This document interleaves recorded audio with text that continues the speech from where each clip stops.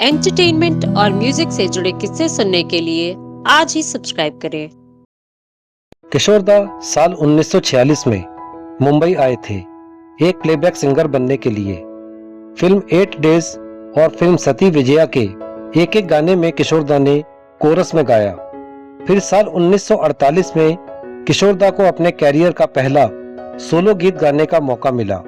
किशोरदा को ये मौका दिया संगीतकार खेमचंद प्रकाश जी ने। गीत फिल्माया गया देव आनंद साहब पर। गीत है मरने की दुआएं क्यों मांगूं, जीने की तमन्ना कौन करे। फिल्म थी जिद्दी। फिल्म रिलीज हुई, ये गीत सुपरहिट हो गया। इसी फिल्म में किशोरदा ने लता मंगेशकर जी के साथ एक डुएट भी गाया था। गीत है ये कौन आया रे करके ये 16 सिंगार। ये गीत भी बहुत हिट हुआ। एक प्लेबैक सिंगर के तौर पर ये एक जबरदस्त शुरुआत थी। तो फिर ऐसा क्या हुआ जो किशोरदा को एक्चुअली एक प्लेबैक सिंगर के तौर पर स्थापित होने में 20 साल से ज्यादा का वक्त लग गया? क्योंकि आराधना तो साल 1969 में रिलीज हुई थी।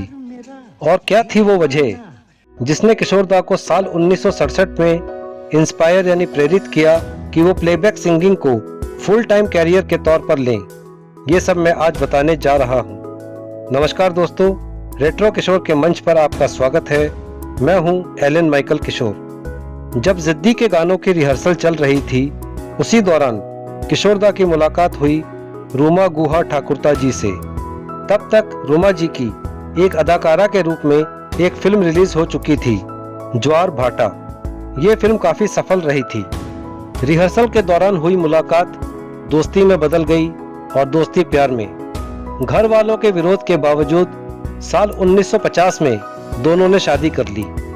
ये वो वक्त था जब बॉलीवुड में उर्दू पंजाबी गुट की बहुत गहरी पकड़ थी और इस गुट ने किशोरदा को नकार दिया क्योंकि वो अपने गुट के गायकों को ही प्रमोट करते थे।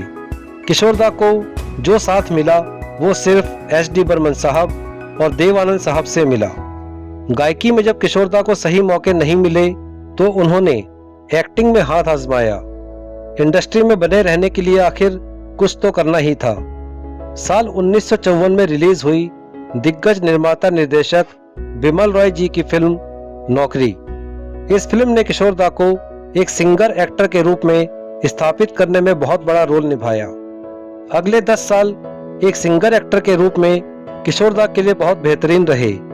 इस दौरान उन्होंने कई हिट और सुपर हिट फिल्में दी, जैसे बाप रे बाप, भाई भाई, न्यू दिल्ली, आशा, चलती का नाम गाड़ी, दिल्ली का ठग, शरारत, बेवकूफ, झुमरू, हाफ टिकट, रंगोली, एक राज और मिस्टर एक्स इन बॉम्बे।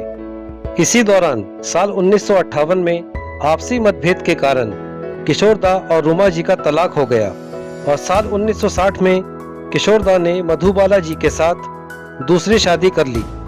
बेशक रूमा जी से किशोरदा का तलाक हो गया था, लेकिन दोस्ताना व्यवहार फिर भी बना रहा। साल 1964 आते आते किशोरदा की फिल्मों के प्रदर्शन में गिरावट आने लगी। उम्र भी बढ़ रही थी तो उन्हें रोल भी ऐसे मिलने लगे जिनमें वो सहनायक का किरदार निभाते नजर आए। गंगा की लहरें, प्यार किए जा और पड़ोसन इस बात का उदाहरण है।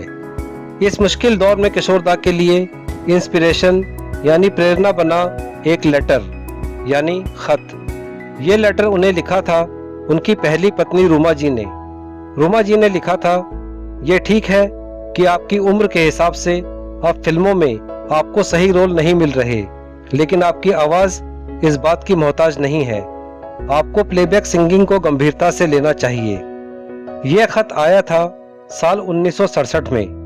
रूमा जी के इस खत का किशोरदा पर बहुत गहरा प्रभाव पड़ा। किशोरदा ने प्लेबैक सिंगिंग को फुल टाइम कैरियर बनाने का मन बना लिया। शुरुआत हुई फिल्म खामोशी और प्यार का मौसम से। ये बात अलग है कि ये दोनों ही फिल्में आराधना के बाद रिलीज हुई। आराधना के बाद जो हुआ वो एक इतिहास है जिसे सभी जानते हैं। किशोरदा एक सुनामी की तरह आए और 2 दशक तक एक छत्र राज्य किया। यहाँ हमें ये नहीं भूलना चाहिए कि किशोर दा को प्लेबैक सिंगिंग को गंभीरता से लेने की सलाह और प्रेरणा देने वाली थी उनकी पहली पत्नी रूमा जी। 3 जून 2019 को कोलकाता में रूमा जी ने अंतिम सांस ली। किशोर दा और रूमा जी को शत शत नमन और श्रद्धांजलि के साथ ये वीडियो यहीं खत्म करता हूँ।